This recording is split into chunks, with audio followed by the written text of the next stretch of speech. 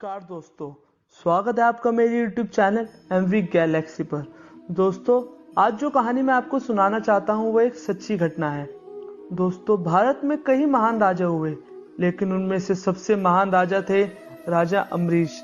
वे अपनी देश की प्रजा को अपने पुत्र की तरह समझते थे। वे भगवान कृष्ण के परम भक्त थे।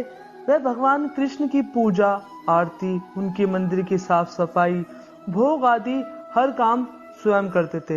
एक बार उनकी पत्नी ने उनसे कहा कि वे भगवान कृष्ण की सेवा का अवसर उनको भी दें, पर राजा अम्बरीश ने उनसे इनकार कर दिया और उनसे ये कहा कि ये सेवा वो और किसी को नहीं देना चाहते।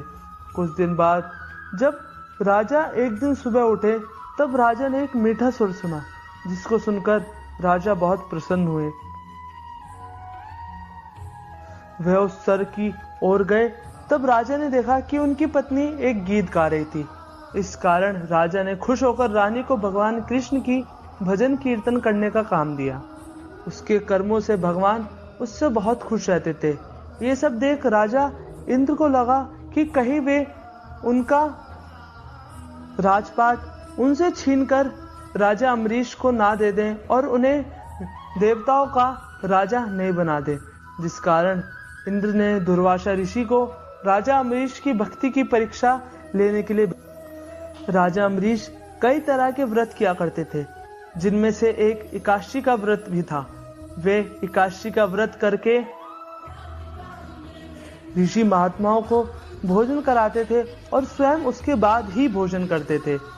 एक बार एकादशी के दिन दुर्वासा ऋषि राजा अम्बरीश के भोजन करने के लिए आए। उन्होंने राजा अम्बरीश को आदेश दिया कि पहले वे नदी में स्नान करेंगे और फिर वहां आकर भोजन करेंगे। दुर्वासा ऋषि ने जानबूझकर अपने शिष्यों को आदेश दिया कि वे देर तक स्नान करें। काफी समय बीत जाने के बाद जब दुर्वासा ऋषि वहां नहीं पहुंचे, तब बाकी ऋषि ने राजा अम्बरीश को कहा कि मुहूर्त निकला जा रहा है। जिस कारण राजा अम्बरीश ने भगवान का चरणामृत लिया। वैसे ही वहां ऋषि दुर्वासा आ पहुंचे और उन्होंने राजा अम्बरीश से कहा कि तुमने हमारा अपमान किया है। जिस कारण ऋषि दुर्वासा ने अपनी जटा से एक बाल तोड़ा और जमीन में दे मारा, जिस कारण वहां एक राक्षसी उत्पन्न हुई। वह राजा अम्बरीश को मारने के लिए उनके ऊपर झपटी।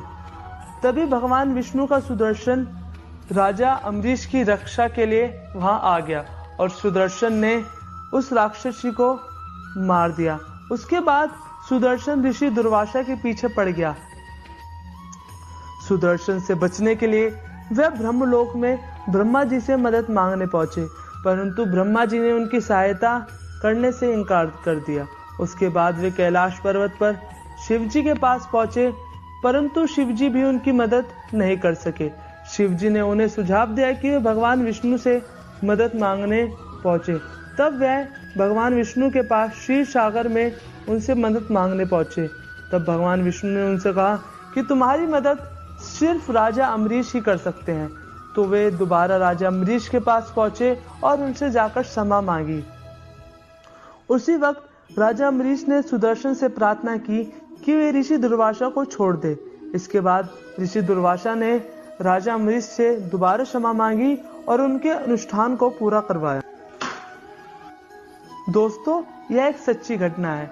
इसका उल्लेख श्रीमद् भागवत में किया गया है। दोस्तों, इस कहानी से हमें कई तरह की शिक्षा मिलती है कि किस तरह राजा अम्बरीश सच्चे मन से भगवान की सेवा करते थे, जिस कारण उन पर भगवान की कृपा थी। दोस्तों, इस कहानी से हमें एक शिक्षा और लेनी चाहिए कि हमें अपने ज्ञान का दुरुपयोग नहीं करना चाहिए, जिस तरह इस कथा में दुर्वासा ऋषि ने किया था। धन्यवाद दोस्तों। अगर आपको मेरे वीडियो पसंद आए